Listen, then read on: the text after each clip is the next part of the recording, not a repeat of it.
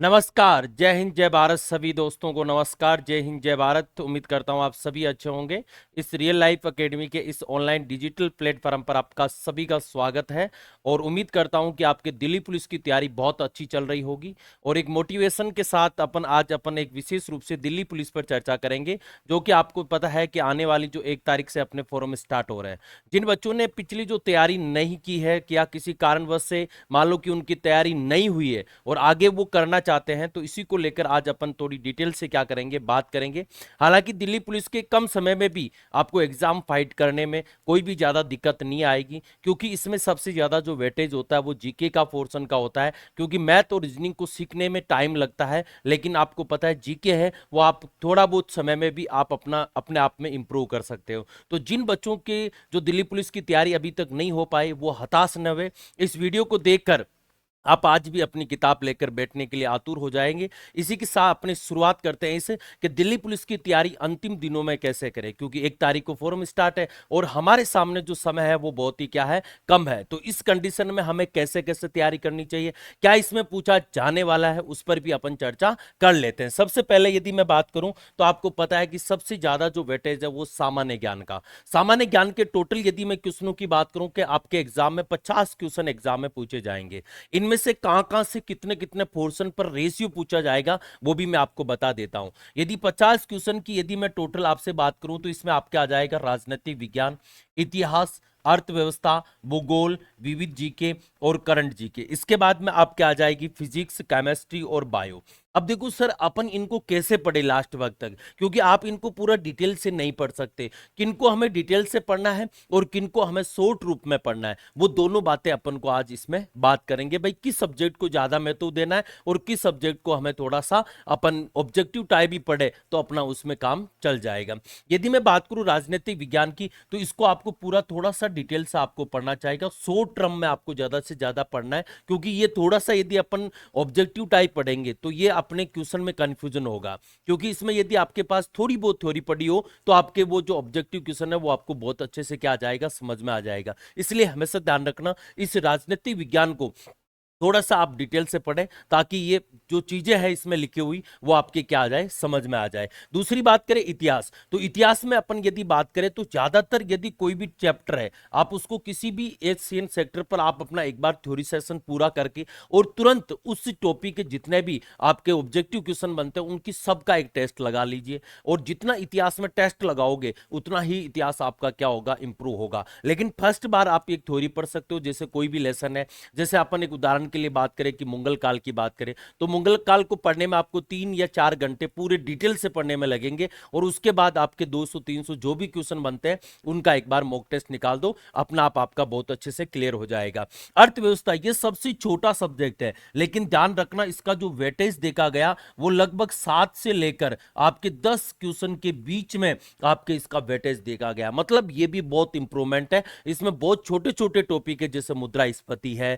जैसे अपन उदाहरण के लिए बात करिए ना और भी करें तो आपको पता है कि ये ना जो वित्त आयोग है, मुद्रास्फीति है, वित्त आयोग है, राष्ट्रीय आय है, तो इनके बारे में अपन को नॉर्मल जानकारी ही पूछी गई, ज्यादा कोई डीपली। लेकिन इसमें थोड़ा सा आपको ध्यान रखना है, जो करंट बेस है उसको थोड़ा सा यहाँ पे टारगेट बहुत ज्यादा बनाया जाता है। जैसे करंट बेस में अपन बात करते हैं तो आर्थिक जो समीक्षा है भारत की वो भी यहाँ पे टारगेट की जाती है। दूसरी बात, इसमें से अलग यदि पूछा जाए तो बजट है, उसको भी इस इकोनॉमिक में टारगेट किया जाता है। तो वहां पर अपन करंट बेस पर आपको इसको पढ़कर मजबूत कर सकते हो। इसके बाद में भूगोल, देखो भूगोल की यदि मैं बात करूं, यदि आप पढ़ने ये ना बैठोगे तो आपको वर्ल्ड की भी पढ़नी पड़ेगी, इंडिया की भी पढ़नी पड़ेगी। तो इतनी बड़ी जो भूगोल है उसको आप कैसे पढ़ते हो, तो ध्यान रखना, आपको हमेशा ध्यान रखना है कि ज्यादातर इस भूगोल के आपको ऑब्जेक्टिव क्वेश्चन ही सबसे ज्यादा आपको पढ़ना है। जो एसएससी में पिछले जो क्वेश्चनों में पूछे गए जो क्वेश्चन है उन्हीं पर आपको सबसे ज्यादा इस पर क्या करनी है, चर्चा करनी है। बाकी इसके थ्योरी सेक्शन को आप जितना कम पढ़ोगे उतना ही आपके अंतिम दिनों में फायदा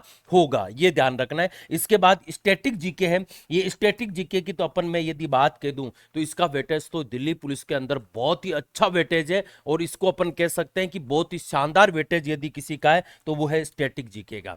अब स्टैटिक जीके में सर हमें क्या क्या पढ़ना है, तो इसके बारे में मैंने एक डिटेल वीडियो आपका इसी चैनल पर बनाया गया है, तो आप उसमें जाके देख सकते हो कि हमें कौन से सब्जेक्ट में क्या क्या चीजें पढ़नी है। फिर इसके बाद में देखें करंट का, तो देखो करंट और स्टैटिक को दोनों को मिला ले तो मैं आपको बता देता हूं कि आपको 20 क्वेश्चन ये दोनों सब्जेक्ट पार करवा देंगे।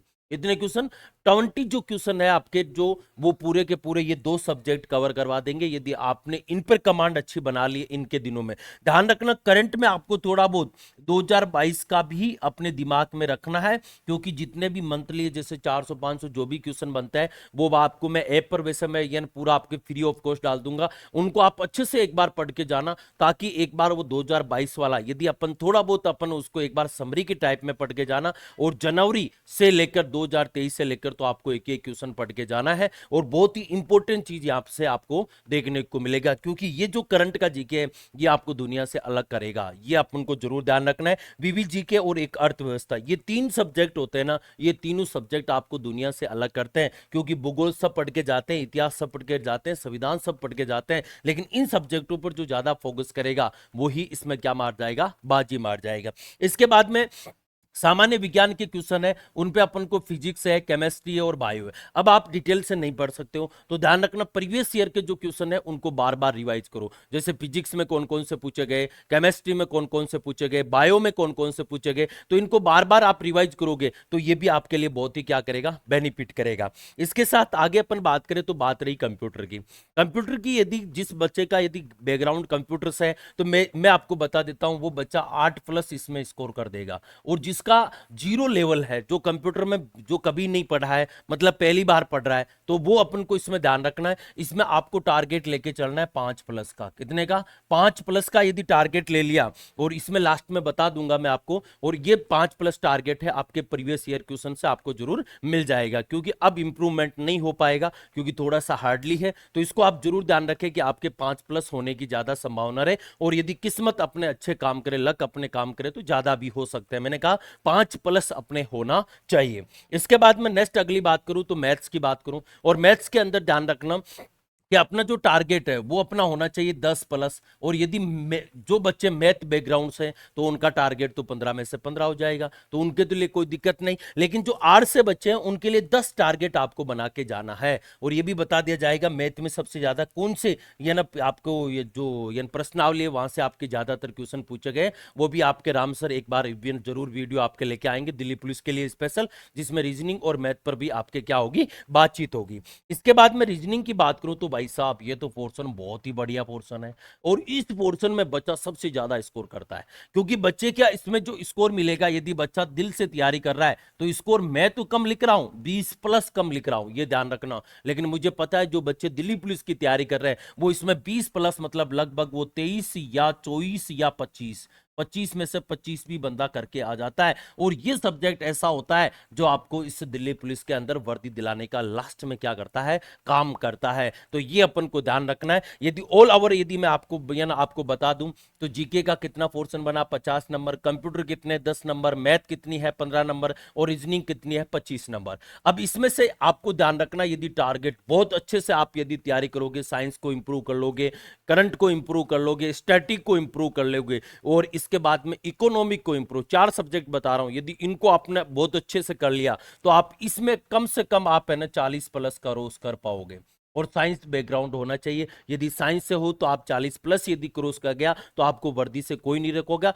आर्ट्स वाले बच्चों के लिए मैं ये बात बता रहा हूं, यदि कोई बच्चा साइंस बैकग्राउंड या मैथ बैकग्राउंड से है, मैथ यानी आपके बैकग्राउंड है, तो आपको कम से कम इसमें जो जीके वाले पोर्शन में 30+ स्कोर करके आना है। मतलब जो मैथ वाले बच्चे हैं वो आपके 30+ करके आना है, और जो आर्ट वाले बच्चे हैं, मतलब जो जिनके सब्जेक्ट आर्ट है उनके लिए मैथ यदि एक प्रकार से देखे तो उनके लिए अच्छी नहीं है, तो वो इनमें 40+ आपको करके आना है, क्योंकि आपका वेटेज आगे कम होने वाला है। और यदि ये 30+ है तो आपके लिए बहुत ही काफी है यदि साइंस मैथ वालों के लिए। और यदि कंप्यूटर की मैं बात करूं तो मैंने बताया कंप्यूटर में हम 5+ ही जोड़ते हैं, क्योंकि हम सबसे कम लेवल पे चल रहे हैं। ज्यादा लेवल आपकी जो इच्छा है, जितना आप पढ़ोगे उतना अच्छा कर पाओगे, 5+ आपको लेके चलना है। इसके बाद में इसमें भी आप कितने प्लस लेके जाओगे, 5+ लेके जाओगे। अब देखो मैथ की मैं यदि बात करूं तो मैथ वाला आर्ट्स वाला जो बच्चा है ना वो 8+ करके आ सकता है। कितने प्लस करके आ सकता है, 8। और यदि मैं मान लो कि मैथ का कोई भी बच्चा है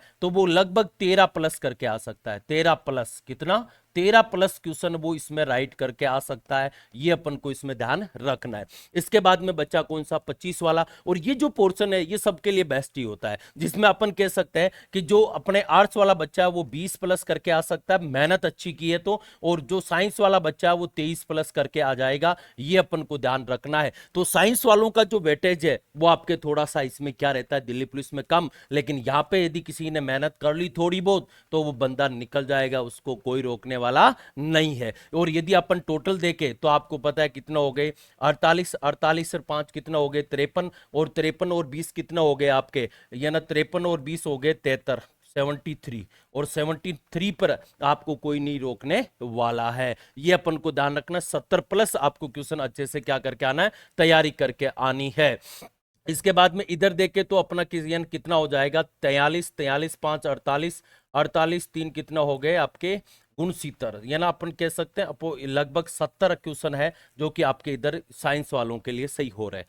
ये तो अपने मिनिमम है, मतलब अपन कह सकते हैं कि इतने तो अपने बिल्कुल राइट होने चाहिए, ये अपन को ध्यान रखना है। और थोड़ा बहुत यदि पेपर की मैं यदि बात करूं, यदि पेपर लेवल का आ गया तो इसे भी नीचे मेरिट जाने की संभावना रहेगी, लेकिन यदि पेपर थोड़ा सा आ गया तो इसे 5 नंबर आप प्लस कर सकते हो, ज्यादा से ज्यादा 5 लास्ट प्लस कर सकते हो या 5 कम कर सकते हो। तो हमें जो टारगेट लेके चलना है यहां पे वो कितने नंबर का लेके चलना है, 80 नंबर का टारगेट लेके चलना है, और इसी में आपको इंप्रूव करना है। ये मिनिमम है नंबर, और इन्हीं को बार बार अपन को क्या करना है, बढ़ाना है। तो ये चीज यदि आपने कर ली तो दिल्ली पुलिस की इस वर्दी से आपको कोई रोक नहीं सकता है। इसीलिए उम्मीद करता हूं कि आप तैयारी अपनी अच्छी करोगे, और इसी तैयारी में यदि 4 चांद आपको लगाना है तो आपको रामसर स्टडी ऐप है वो आपको इसमें डाउनलोड करना है। और रामसर स्टडी जो ऐप है, इस ऐप के अंदर आपको मात्र दिल्ली पुलिस से पहले कंप्लीट आपका सिलेबस मिलेगा, जिसमें रीजनिंग है, मैथ है,